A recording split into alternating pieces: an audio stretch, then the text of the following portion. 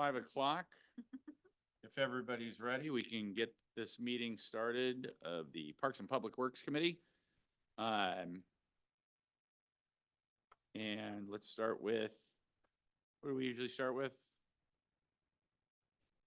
Roll call. Everybody's here. And next is agenda approval.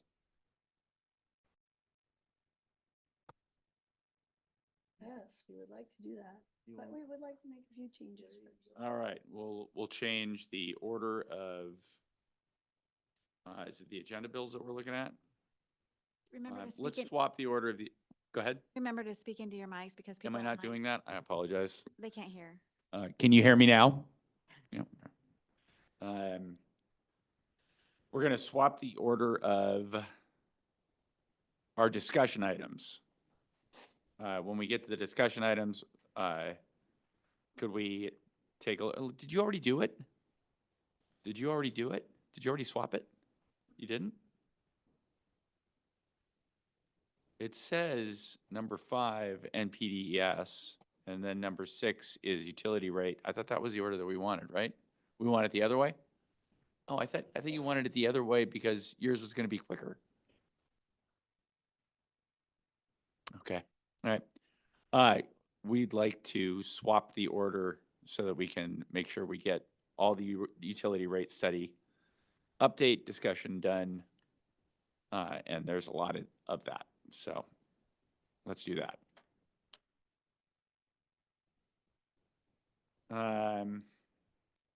Was everybody okay with that? Motion to approve? Yep. Second? We're approved. Okay. All right. And now that that's approved, let's take public comment. There is no public present. You guys have something you want to say? Good for you, man. Way to speak up. Oh, no? Nothing? Okay. All right. Got nothing? We're still in the public comment period, so. Let's get ready. Yeah. But if somebody needs to come up, they're gonna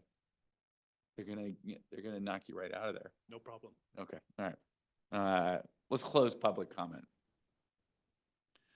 And move on to approval of the minutes. So moved. Agreed. They're approved. And now, Agenda Bill 25-053, lease agreement with Northwest Landscapes LLC. Thank you, Phil Bennett, Deputy Director, Parks and Public Works. We are bringing this to you so that we can hopefully get this to council and authorize the mayor to sign an updated lease agreement with NLS. The original lease agreement took effect in 2016. Time has moved on, and so have costs. We did an appraisal of the rental value of the property, and it's gone up significantly, 157% from $1,917 a month to $4,932. So in a nutshell, that's what we have.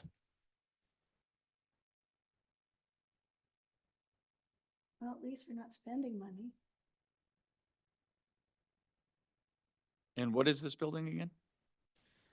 It is a site next to the wastewater treatment plant. It's a fenced area. There is a mobile unit on there, and then there's some trucks. The Northwest Landscaping Services have a yard there where they operate from.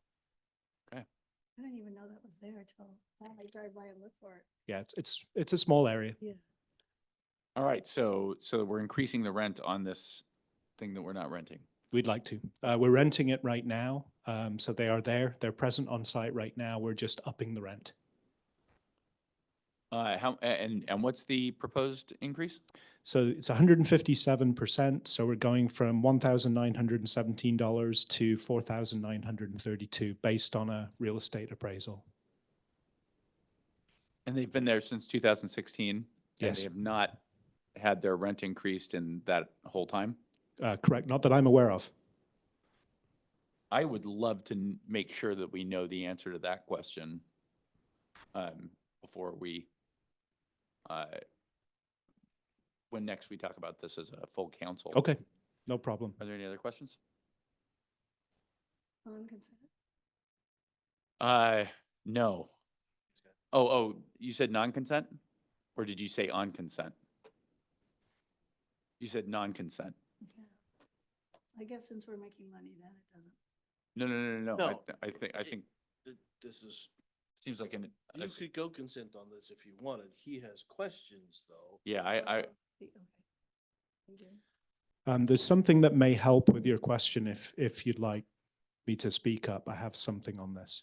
yeah, I just have one quick question, that maybe you can answer at the same time. It looks like it's going from 1917 a month to 49.32 a month. That's correct. I'm just figuring out how I see that how that's 150%. I see it. I can do the math myself. Okay, go ahead. We know that the NLS are willing to sign this agreement. They've indicated that they're willing to sign it. Okay. Okay. All right. Question? Well, that's an important thing to consider. Was it that the appraisal rate, the rental appraisal rate actually came up at like 7,900 a month? Is that the maximum?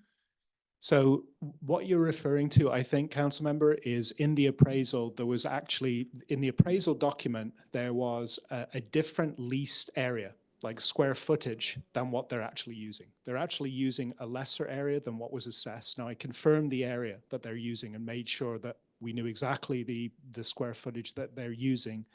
And so the amount in the appraisal, we reduced it by the difference between those two land areas. Thank Okay. you. Mhm. Sounds good. Definitely non-consent, please. And do we have any kind of statement from the renters that you can share with us We do not. about their acquiescence to this, or? We do not. Okay, all right. Okay. It seems like a big increase. Seems like a big increase, and if they recognize that they've been getting a screaming deal for a few years and all that, that's great. I just want to make sure that I just want to make sure we're not throwing grandma under the bus, you know? Thank you. Thank you. Yeah. Just Yeah. a couple quick comments about that. So one of the reasons why Gerard left the site was because, we raised the rate on them as well, and they thought it was too high. They argued, and we just, we had to hold, because it's, public land, we have to, uphold the price because, as this was fair to the residents. We were kind of surprised by how much it had gone up as well. It used to be kind of considered somewhat junk land. Previously the Gerard, who had occupied a good portion of that site previously, they were the contractor that had done the filling. That used to be a sewer lagoon in that location. So when we filled that up, we allowed them to stick around afterwards to rent that property. And I think we had assessed land values or rent values at that time, based on, I'm not sure what we based that on. I believe there was an escalator in that, in their rent. So I think they were being, their rent was increased yearly, but not by very much. So I think when we finally did, when we did the appraisal for the Gerard site, we saw how much that was. We decided that we should probably also do it for NLS because, the rental values for these properties had gone up so much. So that was what was the what spurred this on, and that's how we got to this point. Now, I did talk to the manager over at NLS about these rental values, and he didn't even really blink. He just first he said, "Is there any way we can negotiate this?" And I said, "Nope, I don't think so. I mean, it's we could talk about it, but I think it's been appraised, and that's what the rental values are appraised at for this site. And so I think we're going to hold pretty fast to this." And he said, "Okay, then it is what it is." And he says, we'd like to continue the lease." So he didn't give us anything in writing other than indicate that, they're interested in retaining the lease. Okay. All right. All right. Talk to you a little bit more about this, just so I have more clarity. Mhm. offline, but it sounds like we are gonna move this forward non-consent. All right. Next on the agenda. I think it's Patrick who's gonna come and talk to us, if I remember right. Job order contracting, consultation, contract. Is this an alliterative challenge? Yeah, that you one's a call bit it? of a Okay, mouthful. All right. Sorry about that. We're gonna call it AB 25-055. Yep. So if you guys remember, it was about this time 2 years ago that we brought forward the job ordering contracting. Essentially, that's just an alternative procurement method. We contracted with 3 contractors, but the way that we got through that process was with the Gordian Group, as well as it's the Gordian Group that kind of shepherds the job order contracting process. And so the way that the job order contracting process works is we have a project, the police station tenant improvements. We used the JOC process for that. And we essentially go to Gordian, we say, we want to do this project. And then we choose one of the contractors that were the low bid there. And then they give us a price and we say, yep, that looks great, let's do it. And so we need Gordian to continue shepherding through that process because it's what keeps us above board and following the RCWs concerning the rules for job order contracting. Essentially, you just need a consultant that is running through the costs of everything because just to make sure that everything is going above board. And so as of now, we have not spent the $200,000 that we are allocated to spend with Gordian Group. But their contract is set to expire in May. And so I would just like to extend that for the 12 months that's in that contract. So it's just extending it for 12 more months and allowing us to essentially continue the JOC process. One big thing with that $200,000 is that's on a per project basis. So it's not just, we can't just go spending that willy-nilly. If any project costs above, Director Chambliss's spending thresholds or the mayor and city admin Chambliss's thresholds, we'll be right back here to see you, just as we have done with every other project that has gone through the JOC process. So this isn't really an authorization to go spend money. It's really just a contract extension for the Gordian Group. Does that make sense? And they get paid 5 or 10% of the contract price based on what it is. Exactly. That's how they get paid. Yep. Up to not to exceed 200,000. Any other questions? How have you found, you've been doing it for 2 years now? So it's really helpful for these projects that we just don't have a lot of familiar with, like mid-sized projects. We don't have a ton of familiarity with, and they're a little too big to fly by the seat of our pants, but they're a little too small to really hire a consultant to do a formal design. The police station project that we did, that was the perfect example. It needed some design work because we were moving plumbing around, we were doing new walls, we were doing electrical work. It was all sorts of sub-consultants. And frankly, I'm not a tenant improvement guy. I'm a civil engineer, not a mechanical or, indoors person. And so it was really helpful for that process. And I think that's where we found the most success is these kinds of odd projects that it's just helpful to have these folks on call for that. Okay. Yeah. Thank you. Anything else? All right. Consent? Consent. Thank you.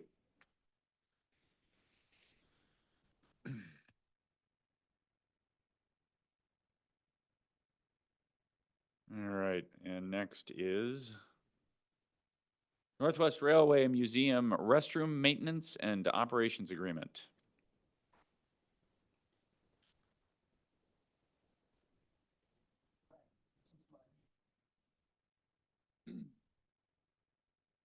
Okay, so we have an existing agreement with Northwest Railroad Museum. Or is it Railway Museum or Railroad Museum? Either one. Sometime in the past, we had determined the city needed some restrooms downtown, The depot was the proper location or a good location to do it. The city had had an agreement with the Railroad Museum to develop 2 bathrooms and maintain those bathrooms in the museum. It's somewhat of a shared responsibility with the Railroad Museum. Richard and his staff, they do some of the cleaning, they do some of the maintenance on it, and we do, the lion's share of it. That agreement is not expired. It didn't really have an expiration date, but it had kind of changed. It had become obsolete. So we figured it was, one, there was some things that needed to be done to the bathrooms, facilities there. Just some simple upgrades to the tune of about $10,000. And we wanted to adjust the agreement to change some of our operating procedures. So, we had to dial it in a little bit better. What are we going to do daily? What gets done weekly? What gets done monthly? We just wanted to get that, in writing. And then identify the different upgrades that needed to take place. So in the process of doing that, we updated the contract or the contract agreement as well with the Railroad Museum. And it's been vetted through the Railway Museum and through our attorneys. And here it is before you now for consideration. People need a potty. Yes, they do. All right, any questions? This is a consent? Okay, thank you. Yeah. And from there, we move to discussion. And we are going to start with the utility rate study update.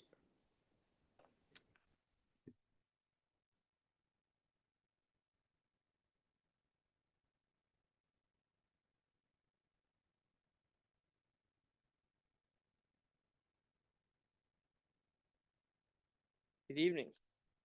How you doing? I'm doing well. Sorry, I'm gonna join the screen share here in a second. I have a light duty presentation for you. All around the rate study. I made it a slideshow so you can better see it rather than trying to show a PDF of a 8.5 by 11. So hopefully that's easier. First, I want to kind of do some follow-up to last council meetings, kind of choice to delay the adoption of the ordinance until a couple of things have been done. I mentioned in that meeting that I was going to go out and talk to FCS about timing on the report, the final report for the rate study. So I did that, and FCS is working towards it, and they should be getting us a report in early May, and I will be bringing it to the first possible Parks and Public Works Committee meeting in May, which at this point I think is going to be the mid one at May 20th, if I read the calendar correctly. So that's the first bit of news. So in theory, I'd bring it on May 20th. It'd follow to the next council meeting, and then that document would be at council level. So that's the timeline that I'm anticipating right now. The next section here is just some background information on past rate studies and some details there. So I pulled up here 2 previous rate studies, the 2016 and the 2020. Both these were done by FCS Group, so it was easy to check in with them on this. And I just wanted to kind of draw some background information on the process that the rate studies undergo before they get adopted. In both these examples, you'll see that we didn't quite produce a report like we were going after this go round before the ordinance was adopted.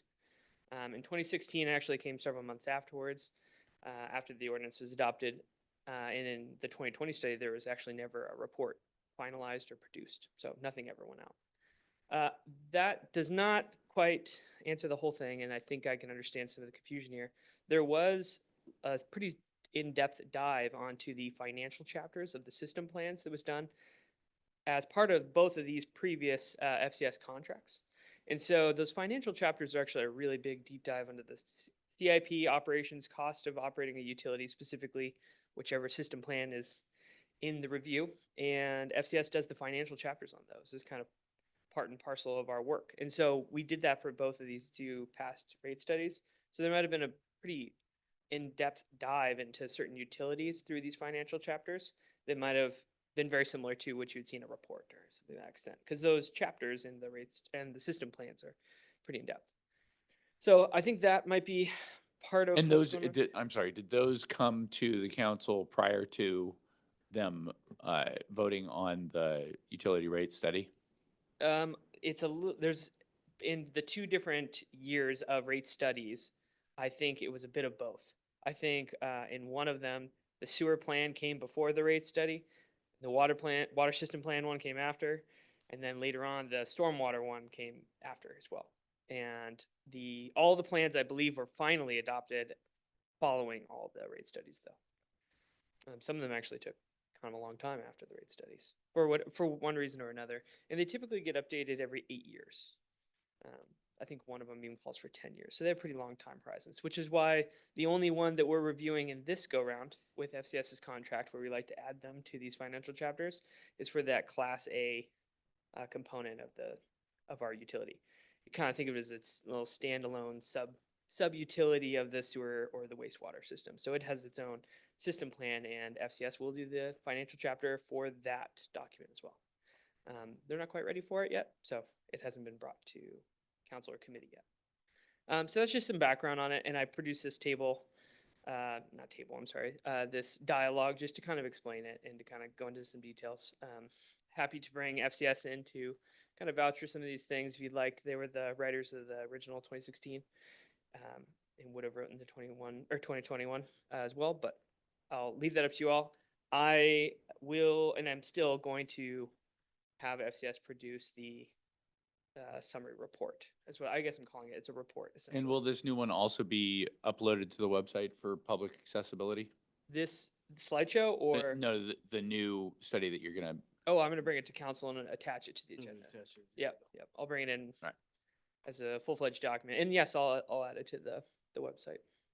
We have I'm sorry, Mayor. Oh, good. So is this going to be kind of a draft? Because I know we need to get the ordinance approved soon because we've already lost about 5 months of revenue in public works. So will this be a draft or is this going to be a final report? What is it going to look like? It is going to be, if you think about this report, it is essentially two big chunks. It's the rates and it's the GFCs. This will be just the rates component. And if you think about it as a 50-page document, the rates take up a pretty decent chunk of the final report. So this will be just the draft of the rates section. An And then we'll interim come back report. later after the Before- GFCs Interim report is yet. create a full report. What we're calling it. and I would push back on saying that we've lost 5 months. I think we've studied for 5 months, and I think that we could have been faster studiers. And had we been faster studiers, we would have ended up with a plan that didn't properly serve our community. So I don't think this has been wasted time, and I appreciate the effort that you've put in these months. Absolutely. Yeah. If that's that, I have a very thematic next slide, unfortunately. I have been spending some time working through the financial stability of the rates, obviously impacting the utilities, all three of the systems. So I have kind of a cold water, so to speak, list of some concerns that I have that are kind of swirling and spiraling around the utilities as a whole.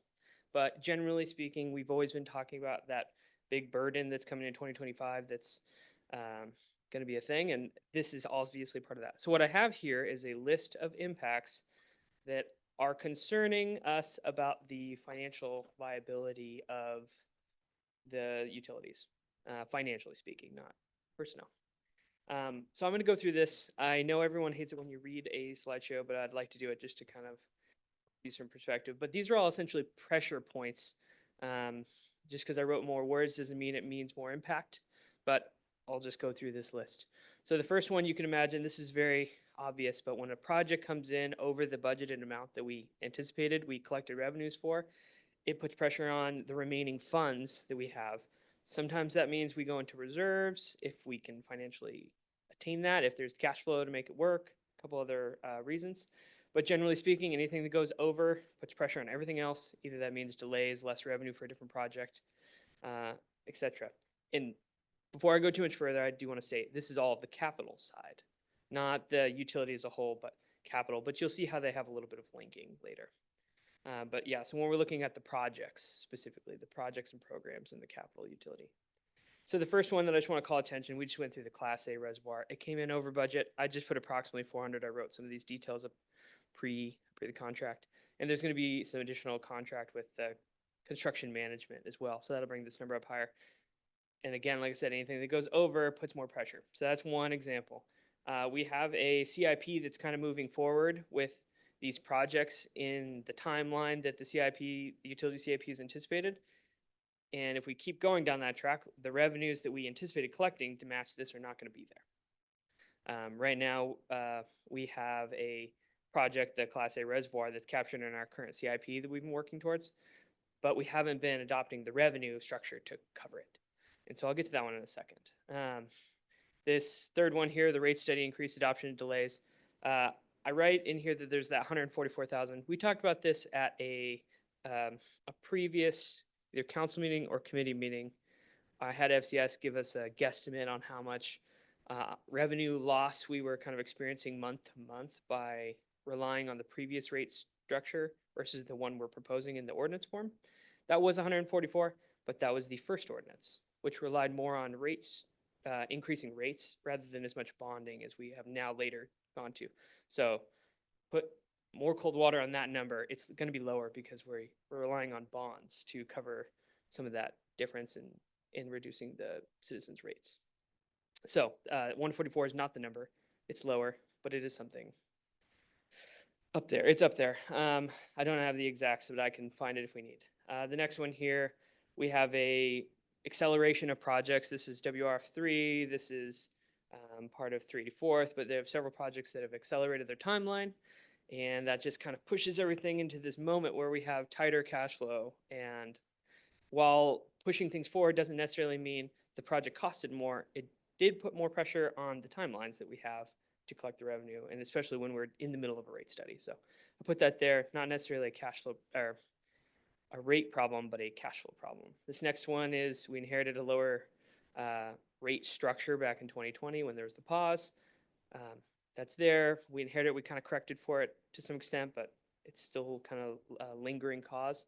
GFC collection is lower than we have budgeted when we did the past rate study. So when we developed the past rate study, there's an assumed amount of growth and development, certain specific larger developments actually. Without those coming into play, we collect less GFCs and the utility doesn't grow by as much and we don't collect as much revenue. You'll see that for another one down here below. But essentially, when we forecasted higher growth than we actually realized, we created a gap that we are now experiencing is essentially what's going on there. The shorthand is if we have less people living here, less people pay, and we collect less revenue. And so when we assumed more people are going to live here, we're now experiencing the consequences of that gap. The biggest one here, one of the, I would say the largest one here is that we probably cannot, I'm actually going to get rid of probably, we can't get a bond together in 2025. And the rate study, both ordinance versions, and all the models that we've been working with have kind of assumed some debt in 2025. It's actually the odd years, 25, 27, 29. Right now, I don't think we can go for a bond that will put cash in the bank account, so to speak, this year. I definitely think it's possible in 2026, and we can have Drew come up here and vouch for all of the bond collecting data that we need, but 4 to 6 months is generally what we've been looking at. So knowing that, that's starting to put that pressure on to the existing projects that we have. If a percentage of them we were relying on bonding and we can't get the bonding this year and we're already pretty tight on our margins, that means that we're going to dip into our reserves in a way that would reduce our coverage percentage that we're trying to achieve for bonds to be priced the right way. And it has a couple of other ramifications, but generally speaking, we were relying on bonds. We didn't collect them. That means we're going to be short on cash. This next one here, we collected less rates. In general, this is very much tied to that GFC conversation, except for this is specifically, we just didn't collect as much cash in 2024 from the rates that we thought, and that can come down to a lot of different things. So I put in here that growth is modeled into that. We have a stacking growth impact. I mentioned that for the GFCs. It's true for the rates. We can also have things like colder summers or rainier summers, and that means people water their lawns less. and watering. And basically, if they're not using as much water, they're not paying as high bills, and the utility doesn't collect as much money. That's a little difficult to do. FCS does do work to try to smooth this, and we give a guess, but a year that comes in rainier and colder is going to be felt, and that was true for this year. 2019 was a hot year, so we collected more, for example. Moving on, we had some spending issues that happened in wastewater. This is another complex kind of set of situations, but essentially the wastewater on the operations side overspent its allotted amount. And the reasons for that are many, and we've been doing a deep dive into this, and we would want to do more. But a lot of it's going to come down to WR3 being on site during construction. That changed their usage of the facility. So we saw some of these certain lines go up a lot, electricity being one. We knew that there was inaccuracies from the previous rate study to this one that assumed a certain amount of electrical use. It was just incorrect. You add to that a very large improvement project, and we saw even more discrepancy versus what we projected versus what we spent. So all those things led to an overspend on the wastewater operations side. When the corrective tool that the city uses for this moment is to not transfer as much money to capital. It's more or less the way it works is we collect all the money from the utilities into the operations side, and then we transfer it out to capital. Kind of runs down the the terrace of water or something. I'll work on my metaphors later. But essentially, it's a transfer out. And when the operations side went over, we just reduced that transfer out amount by a bit more than the overspend there. So that's essentially another piece that's adding to that pressure. On this last one, I don't have as much information on it, but there is a expansion effort going on with the Snoqualmie Valley Hospital. And if this project goes forward at the the 10th, then we will be doing some utility projects that were not anticipated in the past rate study, which means a different CIP, so to speak. Some of these projects were forecasted much further out. Acceleration of the hospital expansion means we need to bring them into the forefront to make sure the hospital can run properly. But they weren't anticipated in the growth model we had.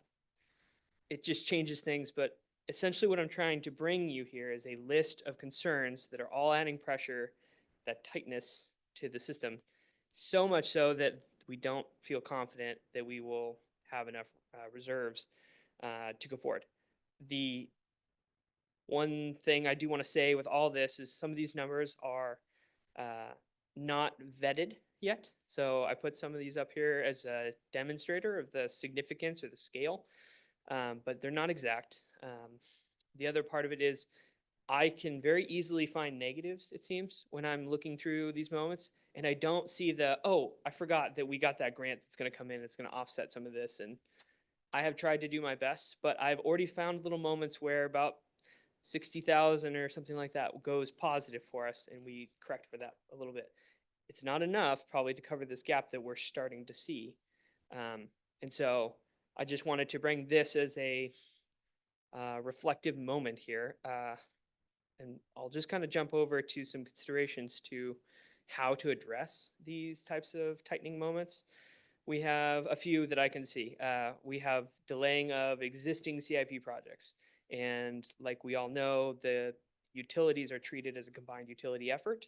So they have essentially a combined money source. So we can delay other utility projects to try to kind of cover the gap of one going harder into the negative for cash flow reasons. So I listed some Examples of that? Yes, yeah, I have Sandy Cove Bank Stabilization, Urban Forestry Improvements Program, and the Water Mains Replacement, which is actually part of the Utility Mains Replacement Fund. I did not indicate stormwater for a reason that Pat will probably get into later, but that's another example of one. So we have a bunch of efforts that we do across the city, and we could probably delay these by a year until we can look in 26 for recovering that bonding cash flow problem. A lot of this is going to be a cash flow problem because in theory, we need that bond to kind of offset that revenue that we are anticipating. We just can't get to it that fast. So here are some options to try to create cash right now. This is essentially what this list is. The next one down is we could essentially borrow from other funds. It's essentially like getting a loan from one of the other funds in the city. So we have non-utility capital that we could consider borrowing from. And I believe there's other sources too. Essentially, it's a loan. We pay interest on it to ourselves or to that other fund from the capital. And I am not the biggest expert on it. I don't think we've done this in a while. Drew and I have talked about it a bit, but that is a possibility. There's probably some other short-term financing options that are out there that we could look into. Banks, for example, would be an exterior entity to do something kind of similar to that interfund transfer. And that's kind of captured in the bottom two there. And the last one I want to mention is that we could probably pull back some money from the operations side in this biennium, in a sense, the opposite of what happened in 24s. So I just went on quite a tale there. And so I want to pause and just leave room for questions. That's what the next slide is anyway. And so, Okay, well, and you've done partial lessons learned. Again, the prior slide where we said accelerated projects are causing us a crimp. So the reaction to that is slow down some projects again to adjust for that. Mhm. We kind of backed our way into where we are by accelerating those, tell you the truth, without full rate coverage, which is why we're in the bind now. Mhm. Okay, so in your first step, you said here's some projects that may need to slow down. We'll get into discussions whether we agree or disagree with those are the projects, but we'll get into those discussions. In here, you say part of the crunch was due to operations costs coming in above budget. Mhm. Help me, because the jump to the next slide says we're gonna take more money out of operations to capital. How do we do that? Have we done the scrub of operations to bring them under budget to allow that, or Yeah, we what have we done to operations that I can get from previous slide to this slide? Yeah, that's we actually did as part of implementing Tyler's financial structures, all the supervisors and the financial staff and us in public works in general did a pretty thorough deep dive on each of the operations funds and tried to make them as accurate, reflective of the costs that we're experiencing as possible, and try to capture some of those I'm trying to remember, not step up. There's a phrase that we like to use, keep up, step up. Essentially, there's a lot of moments, or catch up. And so we kind of applied that thinking effort, and a lot of the things are catch up territory. So we identified projects in there. So all this is to say the wastewater, all the utilities budgets are more reflective of what the staff that are working the job now believe it's going to cost. If we were to reduce it now, it would be taking something away that they're expecting, and we would need to do a pretty good amount of work to make sure that they're very aware of that and that the consequences aren't felt. Anything we take away from a pretty balanced or tight system is going to have impacts. They know that I've talked about this. They've seen me in the hallways and walking fast, and they know what's going on. But there's going to be a deep dive into how to make sure it doesn't have impacts. So we don't know the full intent yet, or how much we should even try to pull from operations, or if we want to. But there is more wiggle room than there was in 24, obviously. We've tried to account for that issue that we experienced at the end of 24 as we moved into this biennium.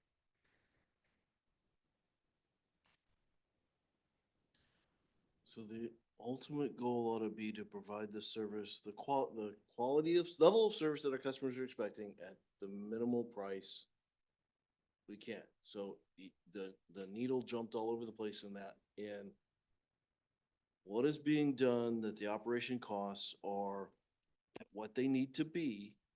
And does that then allow the difference between what we think it should be and what is currently budgeted? Is there funds there that we can transfer from operations to capital? I'm concerned if we're talking about doing the backwards of I'm taking from operations to serve capital before I know whether what is left is really what I need to maintain operations. Okay, so that analysis needs to occur. Okay, so I didn't hear that logical step through in here.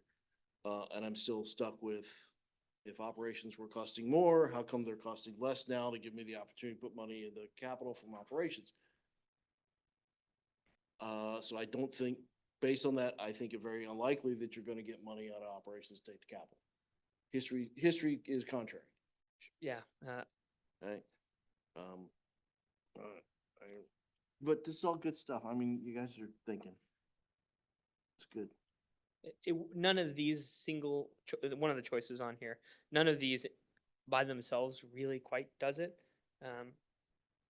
We'll probably need to look at a variety of these options. But some of these scale really well. For example, the interfund transfer, we wouldn't transfer way more than necessary, for example, and then incur that interest costs. Just incur the amount that we need. We'd probably have some three-way horizon that we would be looking for. There's other things we're going to be trying to do as well, like maximizing our turnaround time on reimbursements for the loan from Ecology. So it's very good that we got that, and it's very good that they increase the amount. But we will be spending money before they can reimburse us fast enough, and so there will be a catch up there. And this project's pretty big, and so even getting 10% of the spend is going to be pretty big amount of cash that goes out the door, and we're waiting until Ecology can return us that money. So that's part of this. That last bullet, all right, Yes. non-utility CIP transfer, Mhm. meaning you're going to take money from a non-utility capital project? Yes. Yeah, that's what this is indicating.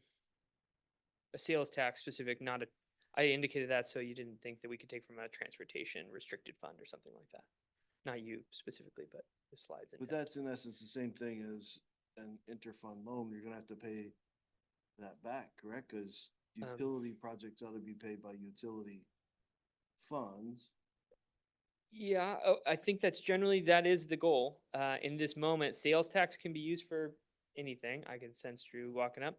Sales tax can be used in this way.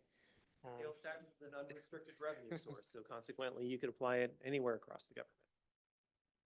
Okay, but the CIP project in question, the sales tax funded CIP project in question doesn't go away. It wouldn't, no. Would just shift out. We would just use the funds from it temporarily, or whatever the timeline is. And that project would still exist and it would still have a need in a sense. Right, but it would have to shift out. I don't know what it'd have to do per se, but there's so many options to council. I don't want to say they would have to. It could in theory, but it could still happen under the certain timeline. There's other funding things that are going on that I can't anticipate right now. So does that mean, is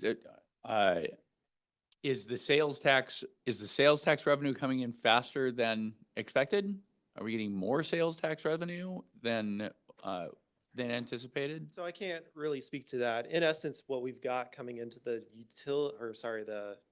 general capital fund itself is one-time sales tax revenue that's generated from construction in the community. So when you have more construction overall, then indeed, we're taking that money and putting it into the capital improvement plan.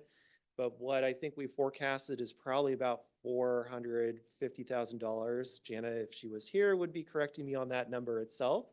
And so right now, with 3 months of the year gone, it's hard to understand probably exactly where we're going to end up by the end of the year until at least we get through really construction season, which would be more September, October-ish at that point. So. But that's a revenue source that we could. It leverage is, right? this. So it's unrestricted, which means it can go to any sort of governmental activity, including utilities. If we wanted to, I think as the Mayor Pro Tem was suggesting, if we wanted to push out projects as a result of that, we'll have to see what the impacts are from the domino of this. Like, what does this mean in terms of the rest of the projects in our non-utility CIP itself? But it certainly is a potential option here in order to help us get through really this cash flow crunch right now. He mentioned, for example, the bond. The bond takes time to actually set up. So we'd have to bring back a bond ordinance to council. Then you'd have to prepare a pretty extensive document because you're selling this to investors out there, for example. So if you're going to go through a public sale process, it's a lot of work in order to get that right. People are looking at your financial statements from past years. You've got to make sure everything's reconciled in that. It's a huge effort to get that underway. And as Dylan said, it would take us about 4 to 6 months to get there at this stage. So you're looking more 2026 for that.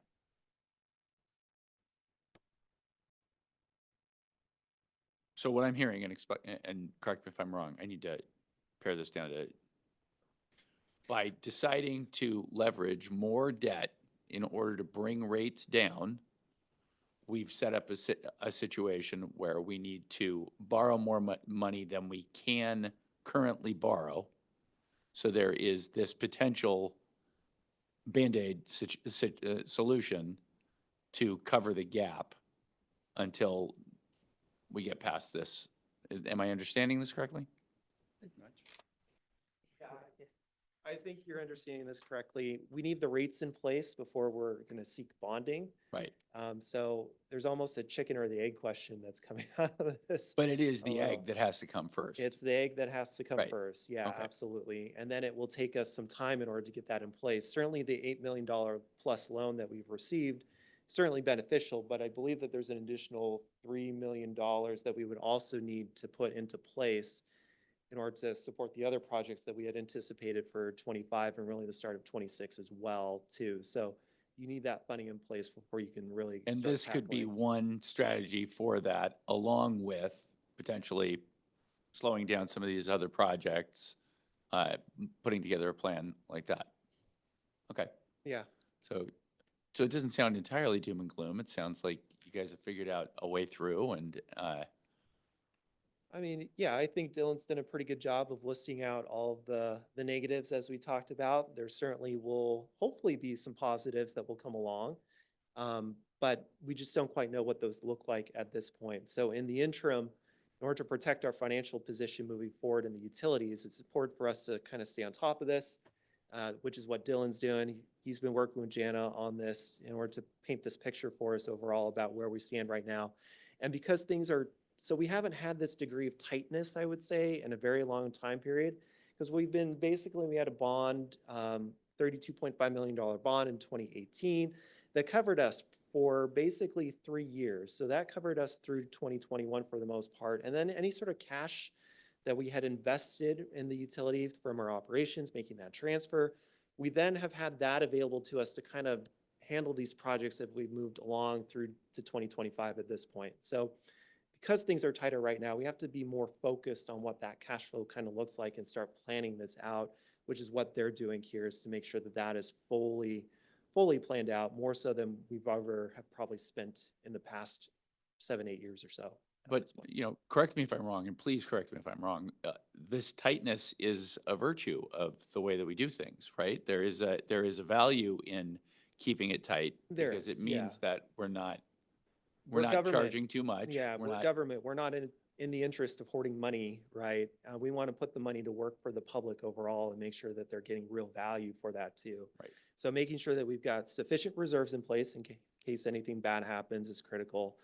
But then also making sure that we're not over taking more money out of people's pockets than we really have to. So I do agree that really, I've told Jana this frequently, even though it feels tight and that you really have enough worry and there's a lot of anxiety in that your comes with personal that. finances, it's wonderful to have a giant nest egg. I that you think can- generally the more yeah. anxious maybe the finance department is, in some cases that might be better overall. So that's a weird way to put that, but yeah, it is. I think our There's- citizens there's would a agree, though. Grain of truth in that. Yeah. So, yeah. So,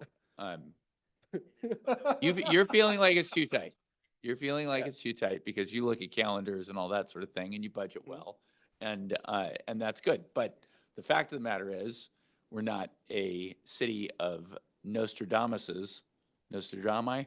I don't know. We can't predict everything that's going to happen. So sometimes we're going to probably feel this tightness. And that's why we have clever people who can figure these strategies to work our way through these difficult moments. Sounds to me like you guys have come up with some really viable options to get us through. And in the meantime, we're going to end up having a rate study that lands us on rates that aren't going to crush our citizens. So it sounds like everything's working the way it's supposed to, or am I just Pollyanna here? Well, okay, I'll be Pollyanna, you be Debbie Downer. I'll Go. be Debbie Downer. So let's took when we were talking when we were talking the rates and bringing them down, there were two main projects, wastewater facility, third phase, and the irrigation reservoir. The rest of it was its and bits and really didn't see much benefit. Well, the its and bits and not benefit are now what's being thrown up as potential push out. We're not gonna get a lot of movement for those. They're small projects compared to what we've already got committed. Okay, that's one. Two, increased transfer from operations to capital. We just talked about, history says probably not gonna happen. Unless we really scrub down operations to make that money available, but I believe people were doing what they were supposed to do in the past, and I'm not expecting that. Short-term financing, interfund loan, well, tell you the truth, I think from the last time when we just jumped the loan to ecology up by 400,000, we were probably over our 1.5, 1.6 ratio that we want to keep in utilities. We're probably pushing that limit, so according to our own policies, we probably shouldn't go out and do this because it's gonna put us more in debt than we're comfortable with.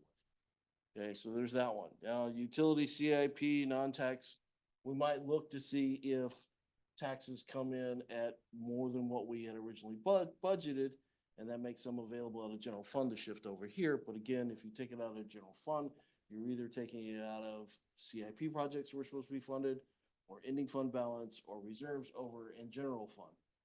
So you're squeezing the balloon over here to get a little more space over here, but it's a zero sum game between the two. Matter of fact, it may be less than a zero sum because you got to pay it back with interest. So big issue. And we're gonna have to work it moving forward. Where did I go wrong, Drew? You have that Well- look like he went off. No. I think everything generally you stated was fair. There's a balance, right? So we're trying to accomplish what that balance looks like. And so the fact that we do have Dylan here, that we've got Janet behind the scenes as well, working to figure out what is that true balance, I think that is a good sign, right?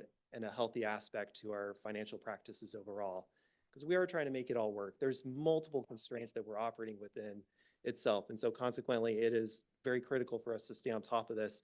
In terms of the operating budget alone, we talked about last year having a placeholder that we've incorporated into our 2025-2026 biennial budget, right? And so consequently, as a part of that, we need to go through the process of actually, I believe, looking through the operating budget to see indeed are there any sort of potential reductions that we could sustain that would be, decent for us in order to help us cover this gap. So right now, if we were to take a look at the monthly budget report, I can tell you that while 25% of the year has passed overall, the utilities is spending under that percentage. Now, indeed, certainly the utilities may spend more during the summer months, for example.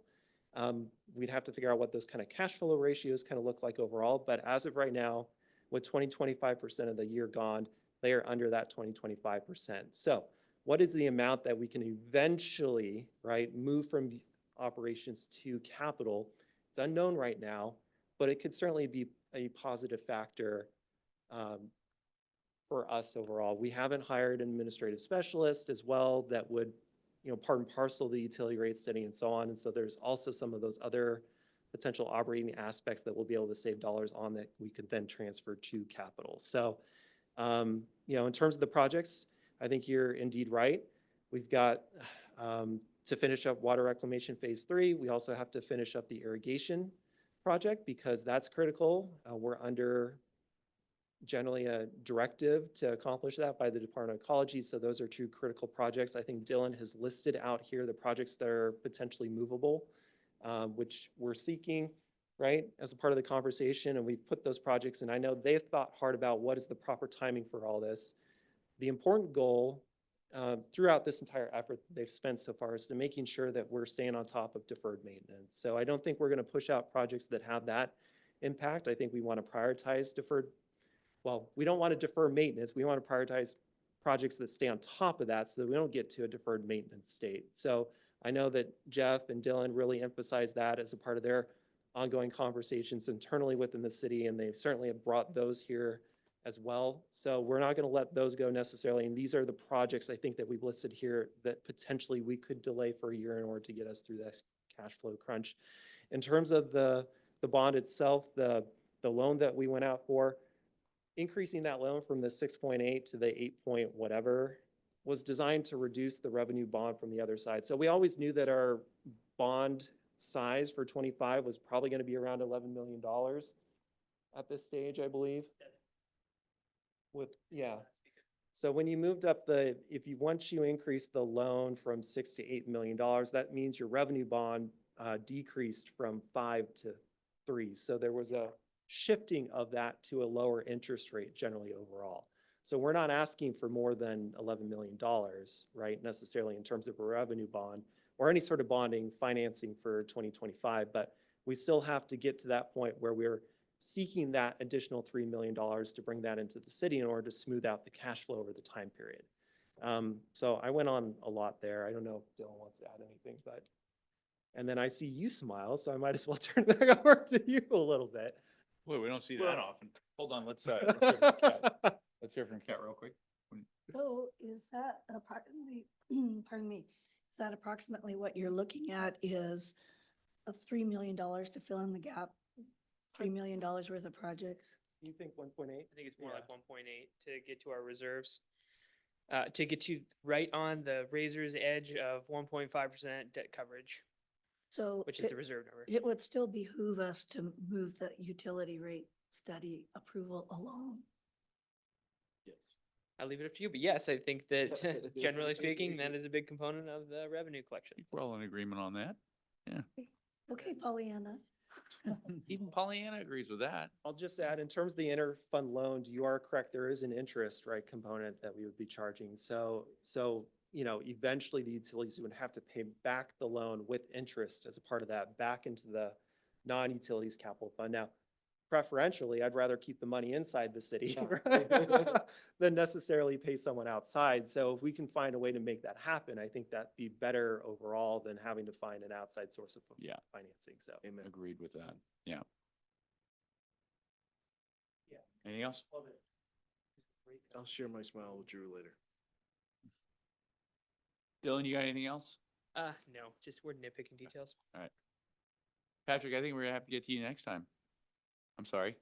We're up against it, and F&A is a brutal monster if you keep them waiting. So I will entertain a motion to adjourn. So move. All right, moved by the monster, seconded by the cat, and we are adjourned.